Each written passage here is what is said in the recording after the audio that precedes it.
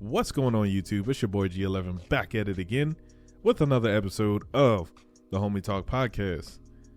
Before we get into today's video, I want to give a special thanks to the viewers of the channel. Please continue supporting this channel by hitting like, sharing, and commenting. Really helps out with the algorithm and promotes the video to more viewers who might like this type of content as well. Please continue to support your boy in that way. It takes 2 seconds. Now that we've got that out of the way, we're going to be talking about Fani Willis today.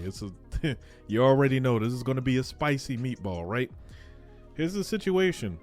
Fani Willis, she's the DA down in Fulton County, Georgia, and she was in charge, or is still in charge, of prosecuting former President Donald Trump on election fraud.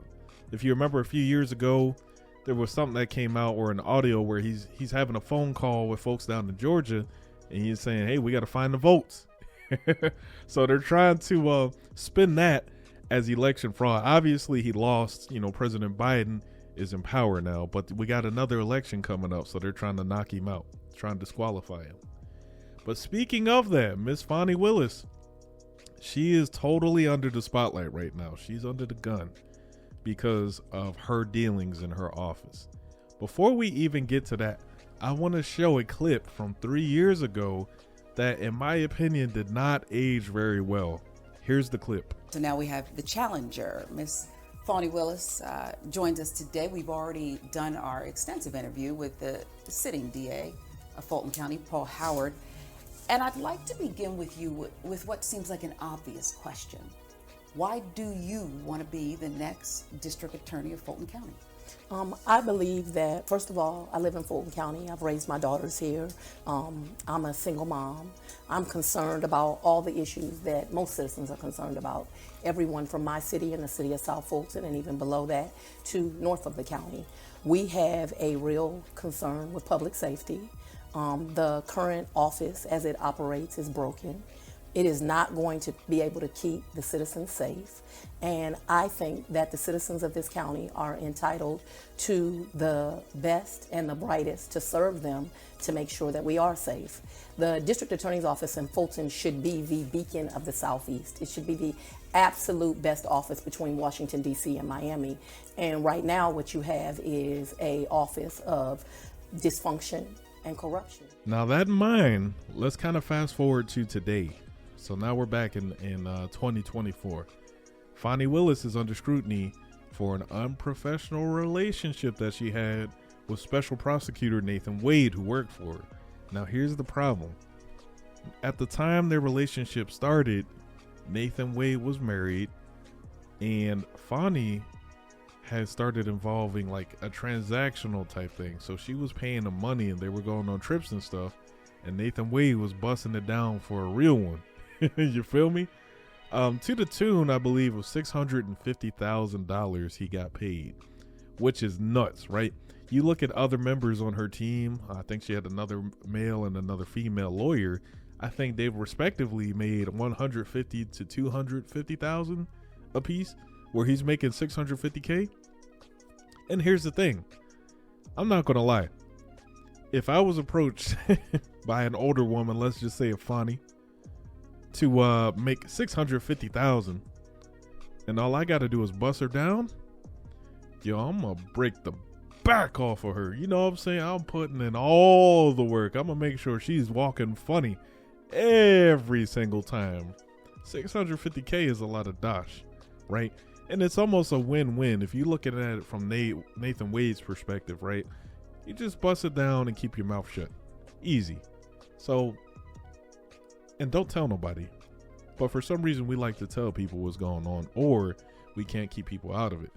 For example, Nathan Wade, at the time during his divorce, he had a lawyer named Terrence Bradley. Now, Terrence Bradley was also part of Nathan Wade's firm, and he was his friend as well. But Terrence Bradley had some stuff going on with him where and people were alleging he was assaulting and not keeping his hands to himself. So he had to leave the firm, right? He had to leave the firm. But he had all of Nathan's secrets. Now, here's the issue, right? You had Fani and you had Nathan testify on the stand that they didn't have an improper relationship, right? They testified to it. In fact, you can go on YouTube and watch this. I'm not going to pull it up because we'll be here for 10 years, but they testified to it. They said, no, we ain't have no improper relationship. Until finally she had to admit, she said, yeah, we had a relationship, but it was after I hired him, right?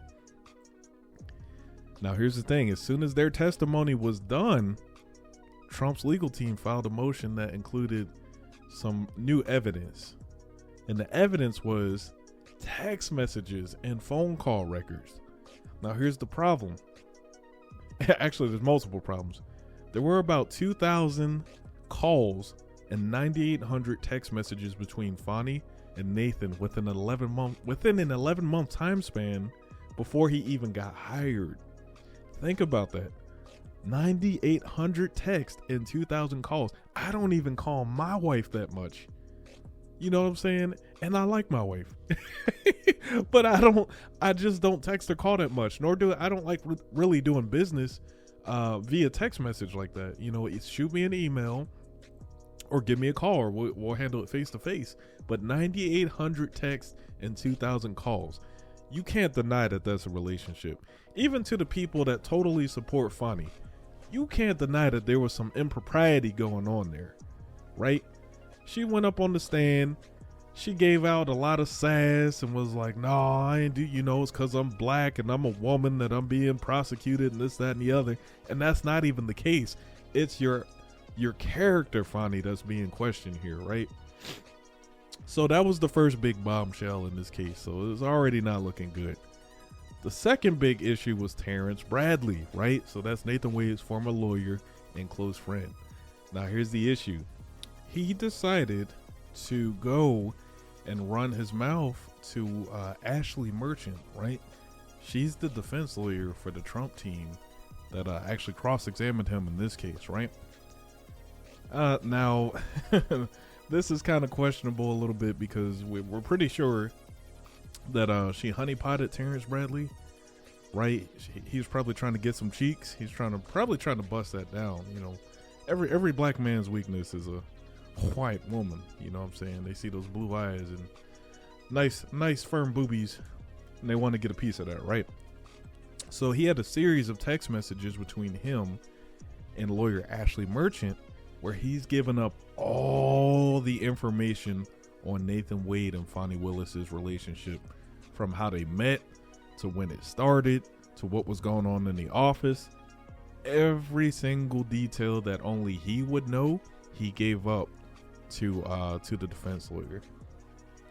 And it was just not a great look. Here's a clip of the cross examination. When did you first get knowledge of their relationship?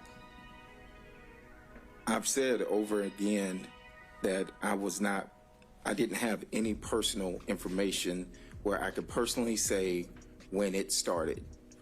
I've said that time and time again. So I don't know when the relationship started.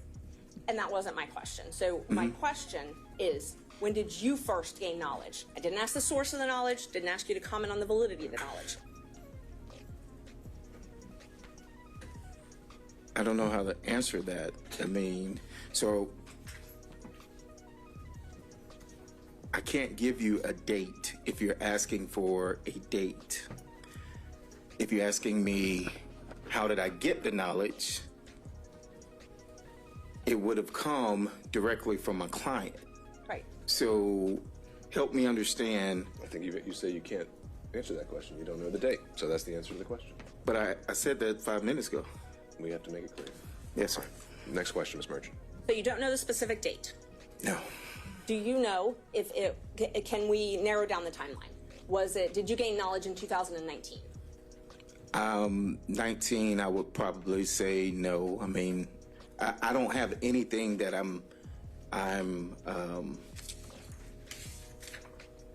there wasn't a specific date. There wasn't a football game. There wasn't something that I can attribute to him telling me whatever. And so you're asking for a date, you're asking for a year, it's still a date. And at this time, I am telling you that I do not have the date. As you can see, it did not go well for Mr. Terrence Bradley. So right now, the judge in this case is taking everything into consideration, right? They had closing remarks just Friday, both the defense and the prosecution. And now he has to make the determination if he's going to disqualify Fani Willis from prosecuting former President Donald Trump. Now, this is going to be huge because if he makes that ruling to disqualify her, well, essentially the case against former President Trump gets dropped, right? It goes away. He can move on to all the other 99 problems he has to deal with. Now, if it doesn't, this is going to set a whole different type of precedent going forward, because you have a whole lot of issues with the way she conducted business. You have elements of nepotism, you have improper relationships, you have some bribery going on. It's like a daytime drama, this whole thing, right? It's literally feels like a story you would see on Lifetime. But there's just so many issues going on with how she conducted herself, her and Nathan Wade, that I don't see how she wouldn't be disqualified from this case, no matter how I personally feel about her or anyone involved. It's just, the facts of the case are that she just was wrong here, okay? So let me know what you think about this whole situation down in the comments below. Do you think she should be disqualified? Do you think the facts of the case stand in this? I really am curious to know what you all think. Let me know down below. Link to some of the video clips will be down in the description as always, so you can go take a look and see for yourself. Form your own opinion, all right? Until next time, y'all be safe. Peace.